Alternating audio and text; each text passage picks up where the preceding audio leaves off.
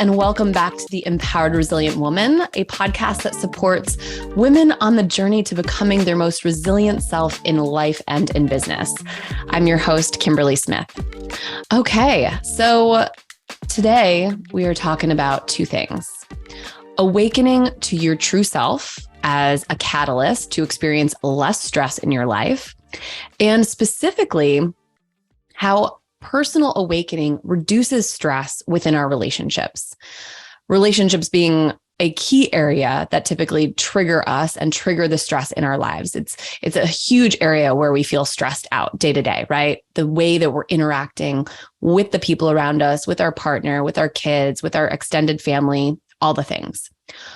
So, first off, what is personal awakening? We hear this term thrown around a lot. And like anything, your awakening experience is subjective, and most likely it's going to be ignited by a different type of experience than maybe somebody else that you know.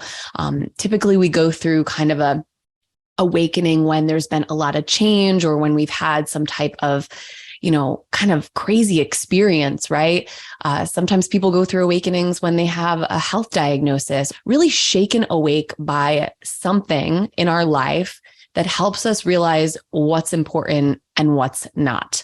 So to me, awakening means awareness, seeing through society's bullshit, getting tired of your own bullshit, embracing your true authentic self, and making the important and necessary shifts to truly be happy and fulfilled in life.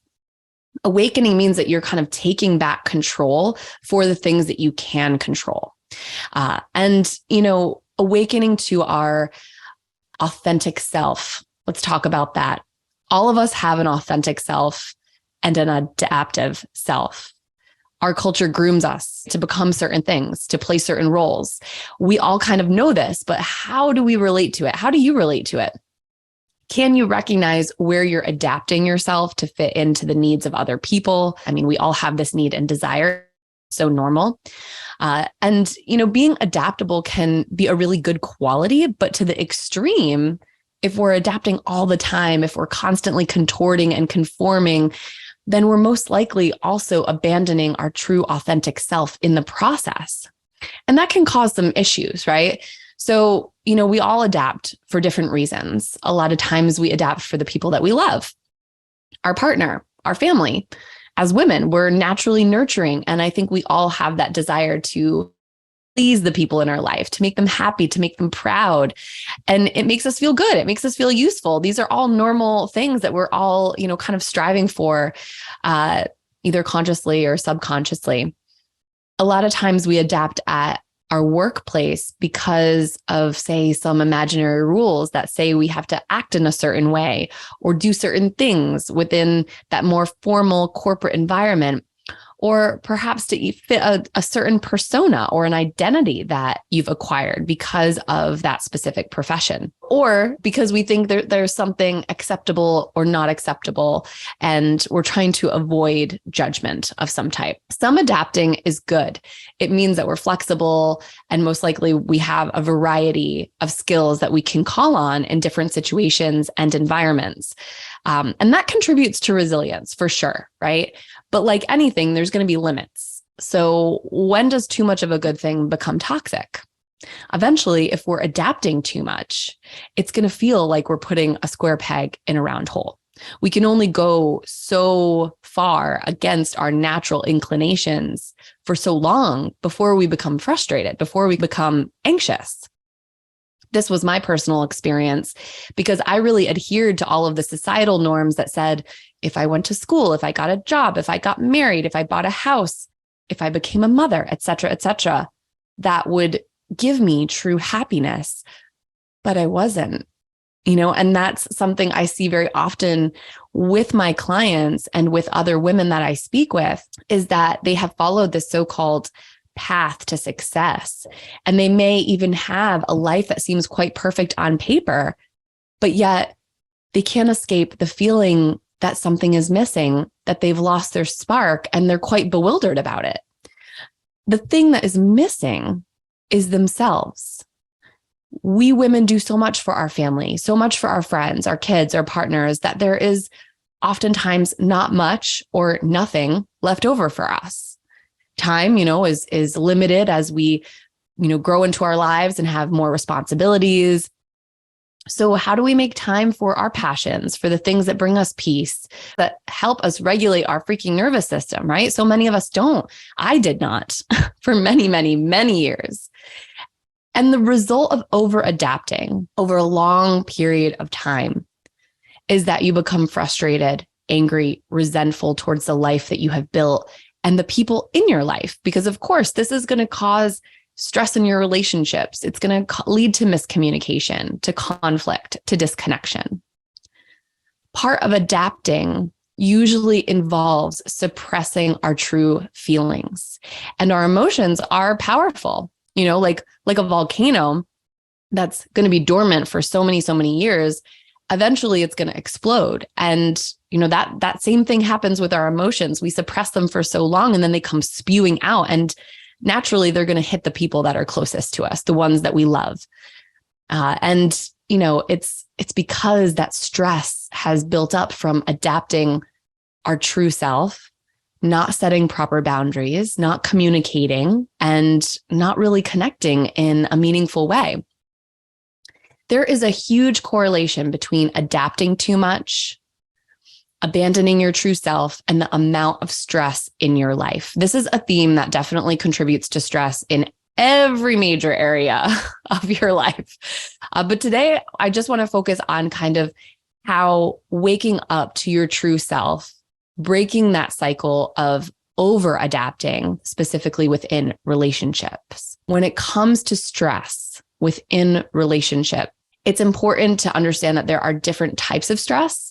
At least, this is how I differentiate between, what's really happening in the world.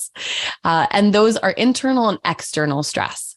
So internal stress refers to things like our emotions, our mindset, and the personal actions that we're taking, basically like anything that we can personally control. External stress factors are the things that we can't control, such as what's happening in our job, other people's behavior, stressful situations, or life circumstances. External stress, so what's happening around us, has a direct impact on our internal stress, our thoughts, our emotions, our state of mind, and our behavior. And that's where we can actually make a really positive impact and sometimes course correct before things get a little too hairy. The idea is that if we can be awake enough, right? If we can be awakened, be conscious enough, be mindful enough to see both our internal and external stressors, then we can make the important shifts internally that will influence our external reality and our lived experience. Most of the time we're just kind of going through the motions. We're doing things by memory, by habit, by obligation, and we're not really awake. We're not really conscious. We're not really being mindful. So we can't really see what's impacting that situation. We can only influence things so much. We don't have control over everything. Sometimes we can only influence what's happening around us to a certain extent, no matter how much we manage what's going on inside. Sometimes we actually do have to be flexible and adapt temporarily, and that's okay. Some of life's situations or things, they're just tough. We have to go through them.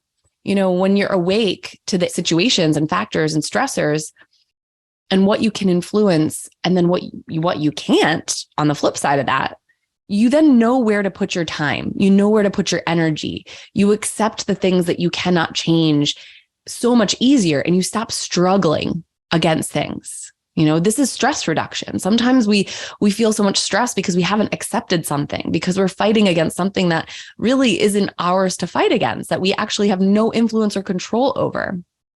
So by kind of being awake and seeing all of these things and how they interact, we can know better where to put our time and our attention, and we can feel less stress on the day-to-day. All right. The awakening process begins and continually relies on awareness. Awareness is a skill that we are continually building upon. Like even now, in a place of my life where I feel like I'm very aware, I am also often reminded and encounter situations where I'm I see something in a completely different way. And I realized, man, I did not see that. I was not aware of how I was receiving that or what I was making something mean, right? So we're not always as aware as we think we are. I think we all have room for growth in this department.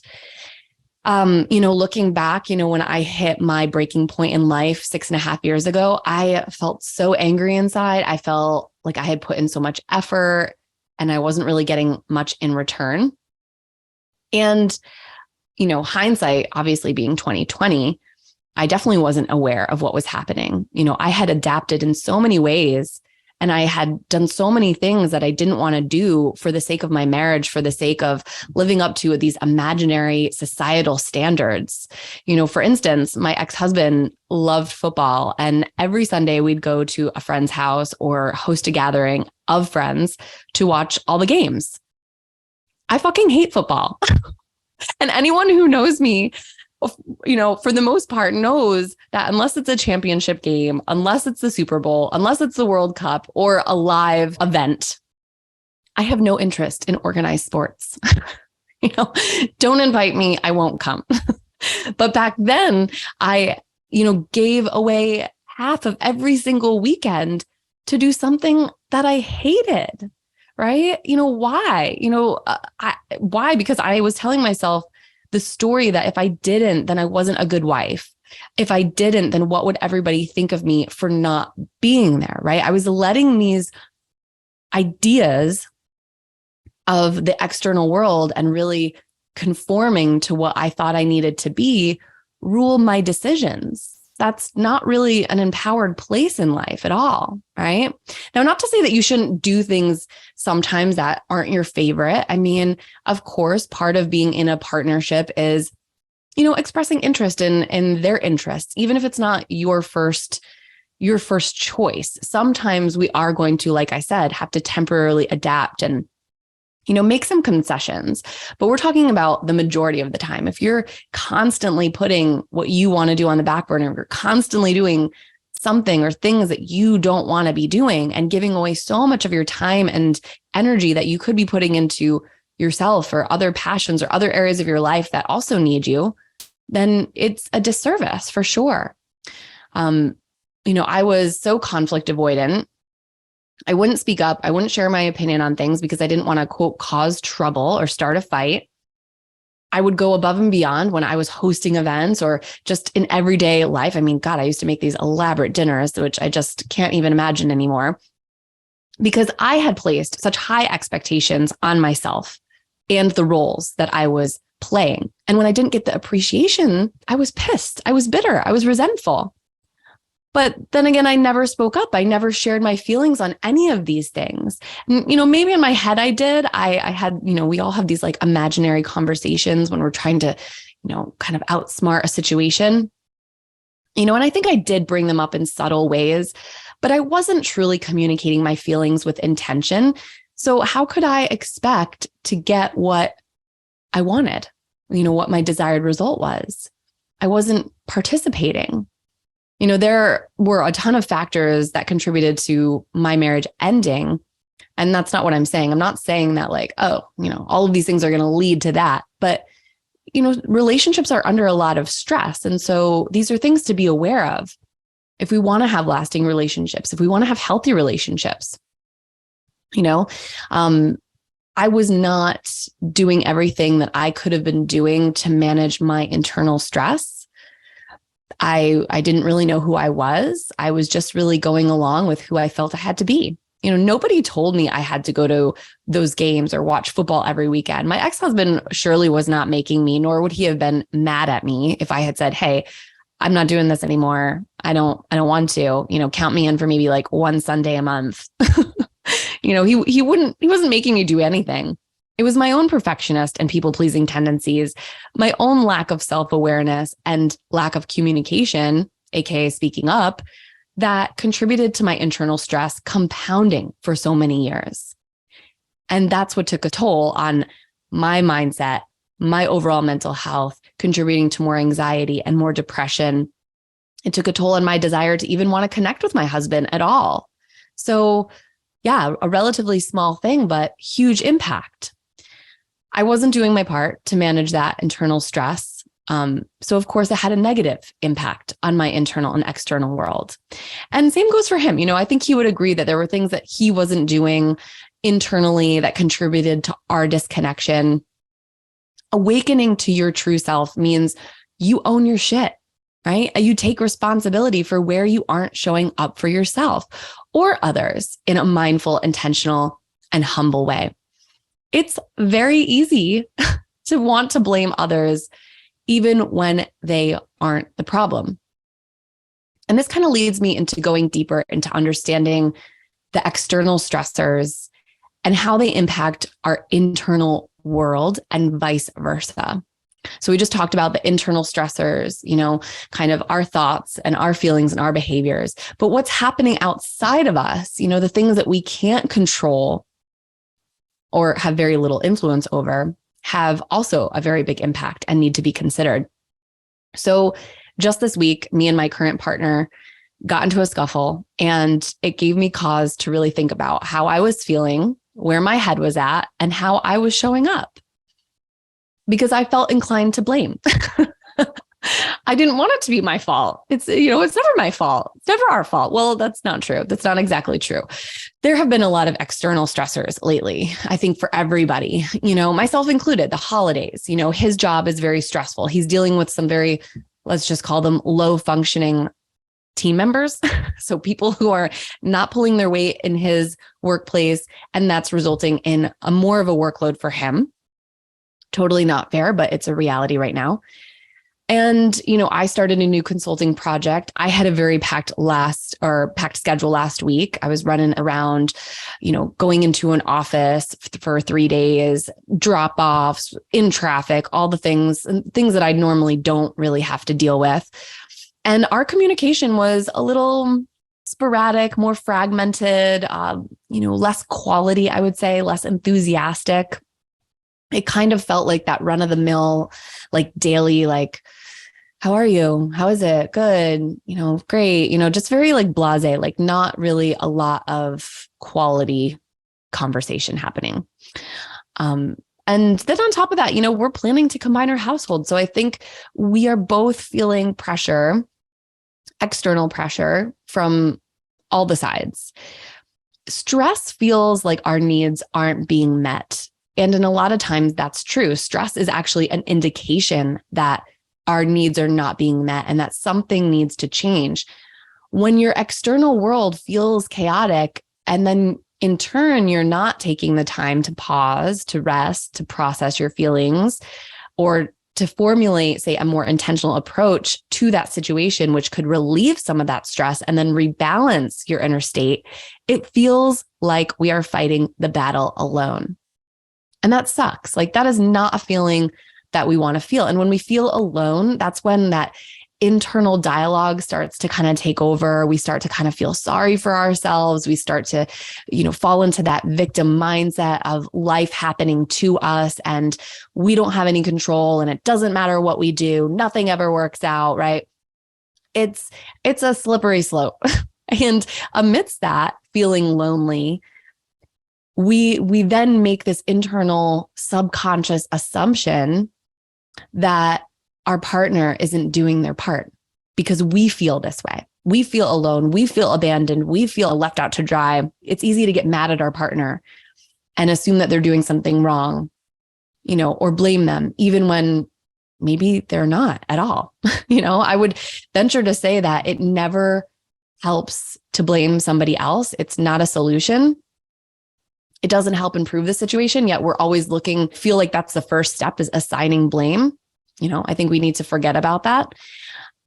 So what is the solution, right? So what is the solution to these situations where we feel like we're on a different page from our partner or from, say, the other person in the relationship? Because this isn't just in romantic relationships that we're talking about here. It could be friendships. It could be siblings. It could be our relationship with our parents, or really anybody. The solution is being able to see the external and internal stressors that are contributing to the overall clash or conflict, not just within and for ourselves, but within and for the other people as well. right? This is why we have to be awake. This is why we have to be mindful. This is why we have to really be able to see what's happening. What are the societal stressors? Who am I trying to be here? Where do I feel misalignment within my true self compared to my adaptive self?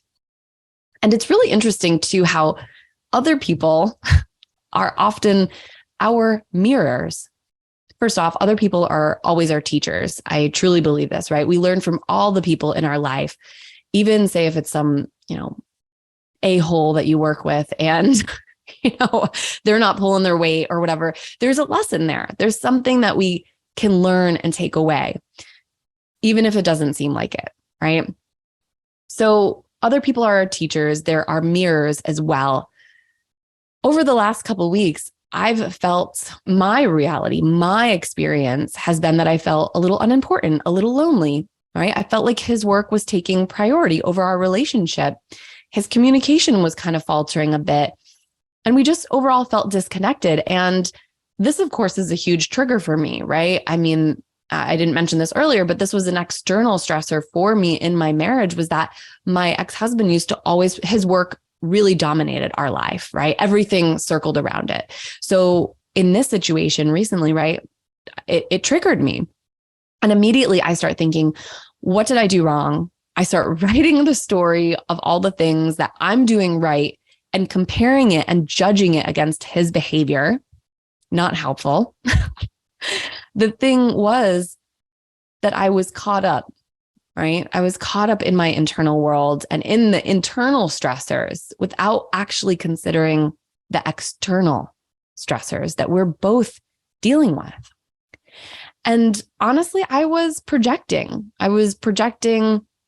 my inability to show up for him in the ways that I typically would, because I had a much busier schedule and things felt a little chaotic. Some weeks are like that. I was witnessing this behavior in him, right? That's what projecting is. That's like where we see undesirable traits in ourselves, but we're not able to actually see it in ourselves. We only are able to see it in the people around us. So that's another way that we can learn from the people around us, is that if we're feeling like, gosh, I do everything and nobody did, well, we got to kind of check ourselves there, right? Do we really? Are we giving in the way that they need to receive? Are we doing things that are completely outside their scope of awareness? So his behavior was actually a mirror for my own behavior. So little lesson there for me. When you wake up and embrace your true self, you can approach situations within your relationships with a much broader perspective. And that's what it comes down to. A perspective that where you can actually see how you are being influenced by society, by your past experiences, by your adaptive self, who you've learned to be, right? To gain acceptance, to fit into society, and all of the internal and external stressors that are not only weighing on you, but on the other people in your life, and when you can do that, when you're awake enough to kind of connect the dots, that's also a key element of it, is being able to connect all these dots in real time, because hindsight's 20/20. We always say that, right? But what good is that? Right? We have to be able to learn from that hindsight and then apply it when we're in the moment. When you start doing this, you start showing up for yourself differently. You start showing up for the other people differently. You start loving and accepting yourself more. Knowing your true self, being awake, accepting your authentic self, it breeds compassion for yourself and others. It helps you communicate more intentionally and effectively. It helps you forgive and connect deeper with the people that you love in your life. I can't tell you, I look back and it's not just romantic relationships. I look at my life, and during that time where I was really in flux and I was in the void of figuring shit out, right? It wasn't just my marriage that was an upheaval. There were a lot of relationships in my life, family relationships, sibling relationships that felt really damaged. And, I've got to own my part in that. And that has come full circle, now being able to kind of connect all these dots, humble myself. Humility is huge in this. We have to be able to accept where, I got to do better. And there's patterns that we engage in. So what patterns do we notice? So much of that has changed for the better, not only on the romantic side of things for myself, but for my friendships, for my siblings, for the relationship that I have with my parents. And it's beautiful. This is where you get to experience less stress and more empowerment, is when you are aware of what's happening around you and what's happening within you. In your relationships, if you're dealing with stress, conflict, or disconnection, start by getting back in touch with your authentic self. Ask yourself, where have I adapted myself too much to fit into society? Where have I adapted myself too much to meet the needs of others? What has influenced my behavior? What isn't meeting my needs, or what is causing me stress? Identify those internal and external stressors for both you and the other person. What shifts can I make internally? How can I shift internally so that then I can positively influence what's happening on the outside or what's happening externally? And then lastly, am I showing up for myself and others in the way that I expect others to show up for me? Start there. Thanks again for listening. That's all for today. If you enjoyed this episode, be sure to take a screenshot, share it to social media, and tag me at kimberly.brook.smith so I can repost it and say thank you. It's so helpful. And feel free to send it to a friend, leave a positive review, and just know that I appreciate you so, so much. So keep shining. I hope you have a stress-free week ahead, and I will chat with you again soon.